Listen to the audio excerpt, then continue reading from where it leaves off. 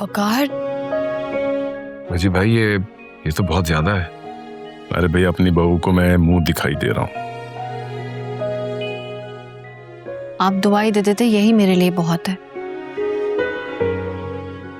वजी भाई इस तकल्लुफ की क्या जरूरत थी? आप वकार तुम बिल्कुल चुप रहो, खबरदार अगर मेरे और रोशनी के मामले में बोले तो। भाई देखो, मेरी दुआएं और मेरा प्यार हमेशा तुम दोनों के साथ रहेगा। और जहां तक बात रही इस गिफ्ट की, तो ये गिफ्ट मैंने नहीं खरीदा, बल्कि सायरा ने स्पेशली वकार की दुल्हन के लिए बनवाया था।